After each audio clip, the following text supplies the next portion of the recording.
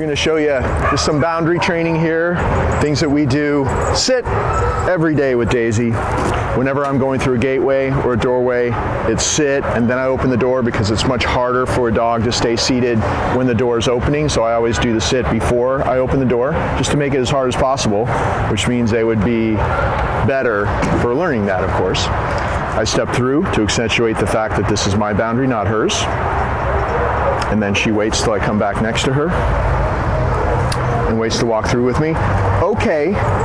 And if she wants to pull you through a boundary, like you see, because of the way we practiced here, she's not pulling me through, but she might try with you back at your house, you know, when I'm not there. So I always would stop and tap, and literally just tap like that, not to cause pain, but you're literally kind of tapping like you're tapping the brakes at the threshold, right where it starts, so that she learns not to, or gets used to even standing here right at the threshold, so she stops the pulling, which she used to do. And then I'm going to go in and come back out. Okay, so we're going through, we're going to close this gate, we're going to come back out. So when I'm starting the walk, okay, sit, I'm having her sit at every doorway. We're just doing the gate here, but my front door is the same. Really, the training starts on the inside of your house. You get her all ready, you hook her up to the leash, you have her sit, and then you open the door. Just like this, she sits and waits. I'm gonna, okay, sit, have her sit closer to the opening so you can see her. So I have her sit, you open the door, you step out to accentuate the fact that this is your boundary. You can even do little things like, let's see if she can handle this.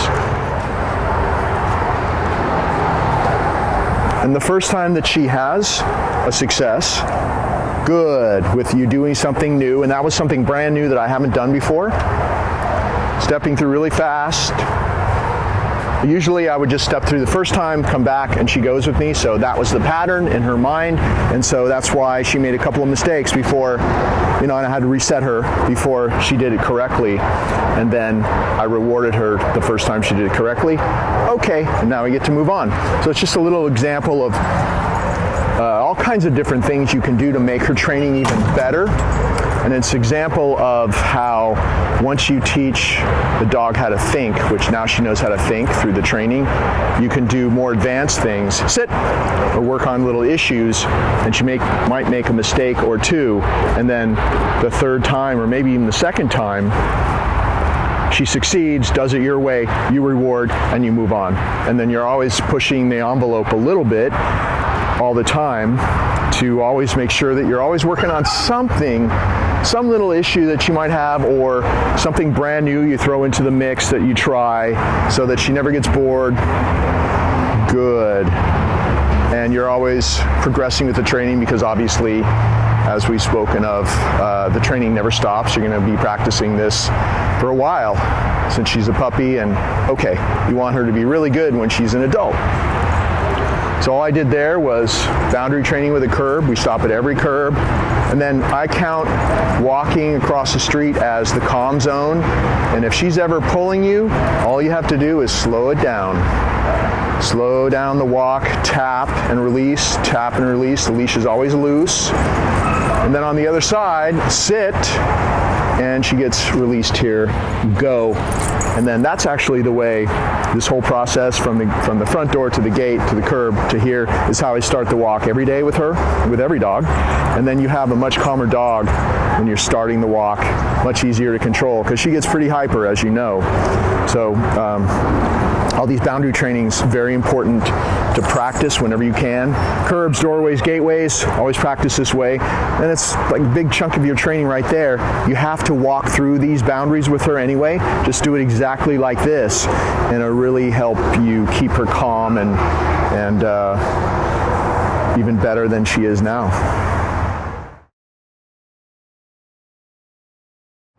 We're going to walk her, sit, up to the person that we want her to greet. And she does not know this person. I'm stepping away from her. She stays in a sit stay. She sees me hand a little treat to the new person. And then all you're going to do is let her take it out of your hand. And then she waits. See, this leash is always loose. If she jumps the gun, tap it and say no, and she'll go back. Go say hi. come. She goes, accepts the treat, good. I call her back to come. I step into her, sit. See how I stepped into her and she just turned on my left? We're just gonna do it 3 times. Step away. And then now you could actually even pet her with your other hand while she's taking the treat out of that hand. She waits, nope. See how I tapped her? And by the way, just to be very detailed about this, it's much better to release her with a flat hand. Nope. See how she had anticipated what I was going to do? She's very anticipatory. And see how I reset her? I just said no. I reset her in that circle. When you turn a dog away from their mistake, so to speak, it's like a refresh for the brain. It's so much better than letting her continue to stare. They can easily get stuck in the pattern becomes making the mistake. So if she makes a mistake, turn her with your body like that, reset. It's a chance for her to do it the new way. Step back over here, and I was showing you how to release her. It's best that you have a flat hand and you come like this from the side, not like this, because you'll see how you'll tempt her to go to your hand. So just, it's much easier anyway. So she's next to you on your left, flat hand, not something like this, or she thinks there's something in there, just flat hand. Go say hi. Come. Good. Great way to practice. Sit. Practice your come command away from a person that she might be excited to meet or somebody she already knows and she's excited to see. It teaches her manners, how to go and greet somebody respectfully, not jumping. The treat's down on ground floor level, on her level. You have your come command to call her away if she tries to jump.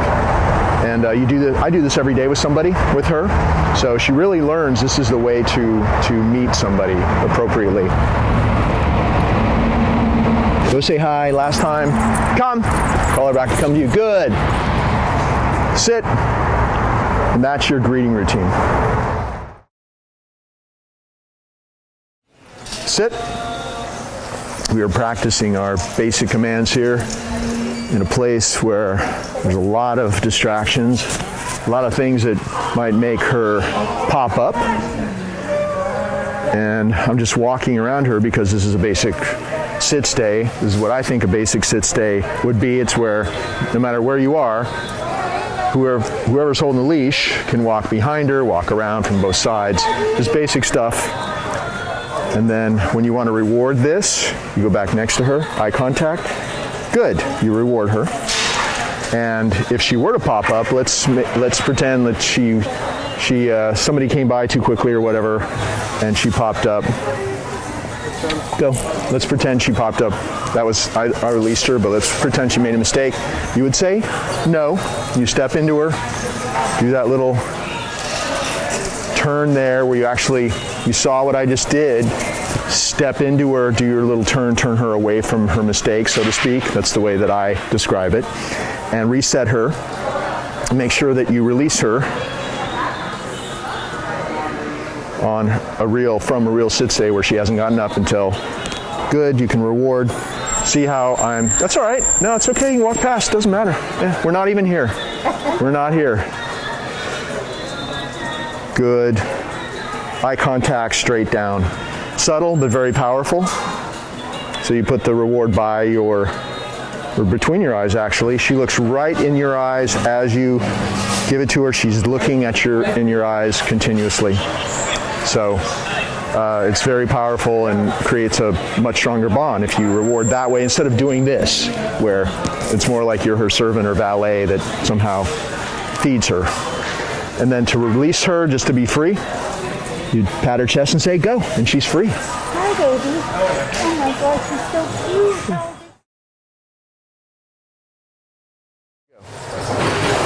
cute. Down. Good. And of course, we're not ever saying the command twice. Hi there. Good. Now, it's okay. We're not even here. Not even here. I have to say that a lot. Down stay, just like a sit stay. I think the basic, you can come past if you want, it's okay. Just basic downstay is where she accepts you walking around either way, walking behind her and she doesn't pop up. And then you start practicing this in all different places and you work up to, good, you work up to doing it out in public in pretty crazy situations like this. This could be very triggering for a lot of dogs, all the people walking past. It's okay, it doesn't matter. People walking quickly, people walking within like 3 or 4 inches from her carts going past. This is where it ends up. Good, after 3 weeks of practicing this. So you can do so many things to try to trigger her to break out of her downstay, but always be gentle, of course. You can walk past, it's okay. But if you try something like I'm just trying to pull her towards me and she knows that she wasn't released, so she won't come towards me, so she gets a reward. Good. If she were to pop up, I'd reset her and put her back.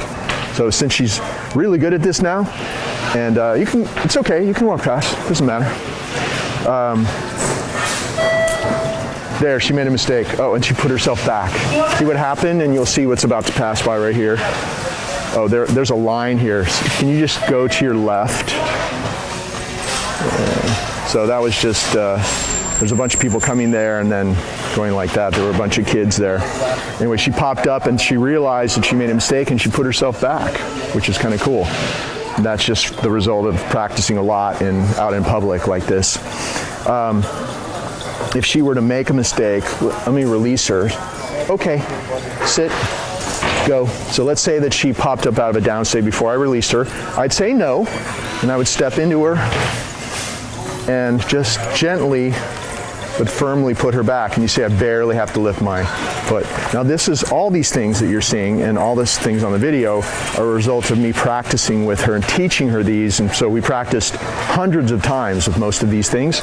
So you're gonna, even though she now knows how to do this because I've trained her, she's not used to doing it with you yet. And that's one of the reasons why I make the video and do all the practice lessons with you so you can see how to do it.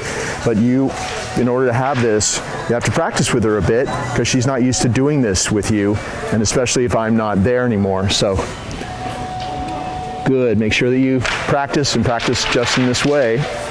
And you can walk past, it's okay. It's okay. And you'll have this because, no, it's okay, it doesn't matter. We're not here. We are not here. And you'll have this because she knows how to do it. She just needs to get used to doing it with you. Here's how you reward her when she's in a downstay. Make sure she's waiting. Good. Make sure you always say good when she takes the reward. So she's respectful. She waits until I place the food in front of her and withdraw. So that's how you reward in a downstay. Before we showed you how to reward in a sit stay. It's 2 different ways of doing it. And to release her out of a downstay, she's waiting for you to come back next to her. Say, okay, sit. Always release from a calm sit stay because it's a lot easier to release calmly when she's sitting than when she's down. So she's waiting calmly to be released. And it's all about being calm. See how she's waiting? Go. And even with her, all this practicing her being calm in the way we handle her, she's still a hyper dog. So it doesn't change who she is, but it does enable you to always control her. When you need to control, you can. Oh, that makes sense. Yeah. I want to just break down all the little ways that I practice the come command and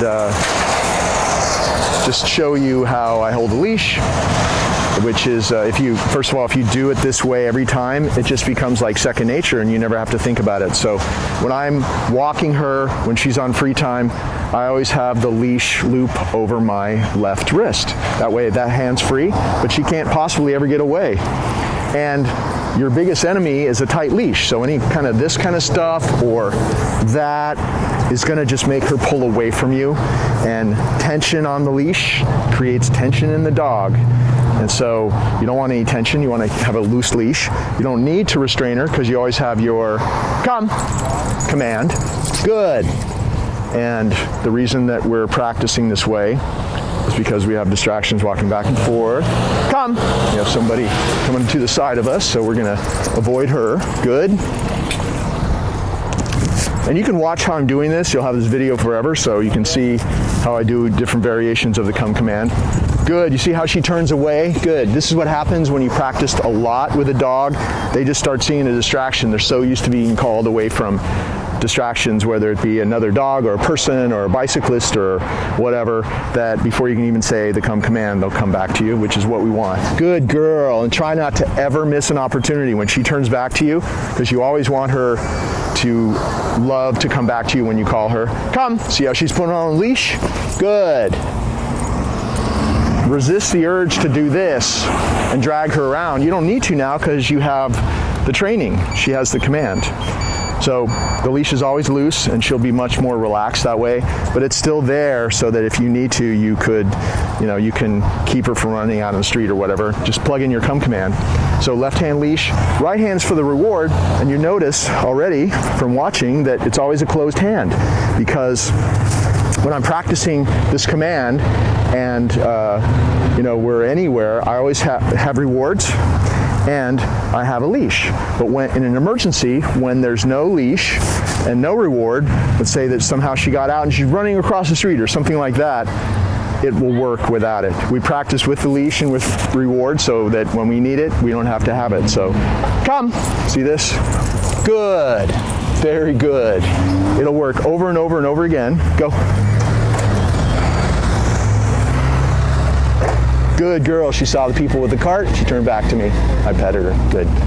So you notice also that I'm saying, when I call her back to me, come. Good. Everything happens simultaneously. Her nose touches that target. It opens. She gets the treat. And my left hand grabs the leash so that I have control over her. Because if you don't do that over time, if you just say come, and you don't grab the leash, she's very smart, and most dogs will do this anyway. They'll grab the treat and run off again. So make sure that your other hand, since it's free, come, takes the leash when you call her to come to you. If she's not wearing a leash, hook your hand under her collar with her tags, the collar that never comes off. If she gets all tangled up or she grabs a leash or anything like that, which is what she'll do sometimes when she starts getting amped up when we're in public, ignore it and it goes away. You see that? But just make sure that that collar with the tags never comes off and never is off of her. Come. And so I've just, good. I practiced this a number of times for you here, and you see how I'm doing it. Always back away, because when you back away, come, the dog is drawn to you, right? And this is me with no reward. Good, good. But after you practiced hundreds and hundreds of times, she has no idea why she loves to hear that command and come running to me. There may not be a reward, but I say good and I pet her. But always practice with treats with this, because when you don't have them, it'll work great, and she won't even know the difference.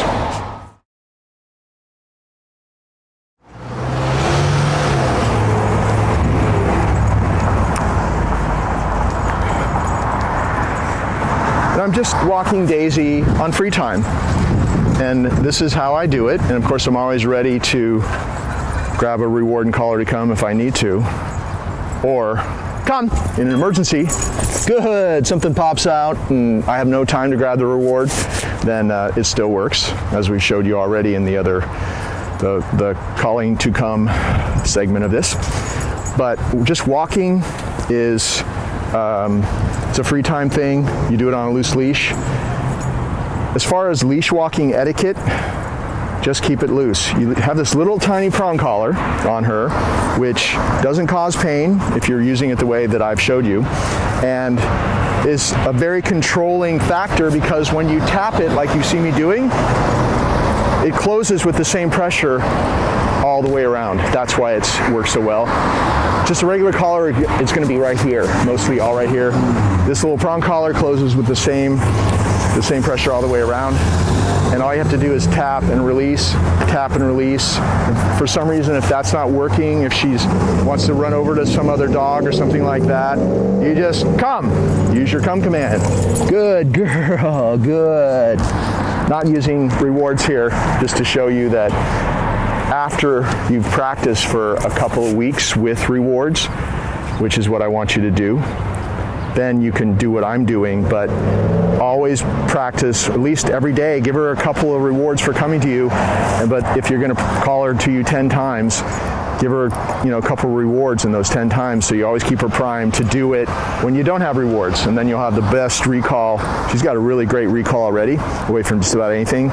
You'll have a really great recall at your house in your neighborhood. So keep that leash loose always, because any kind of stuff like this, or her pulling you like that, it's going to create stress and overstimulation in her, overexcitement. And you don't want her getting overexcited, because that's the state of mind that bad behavior comes from. So just make sure that you're always keeping her on a loose leash. Come. Good. And that would be the way to handle the leash when she's on free time.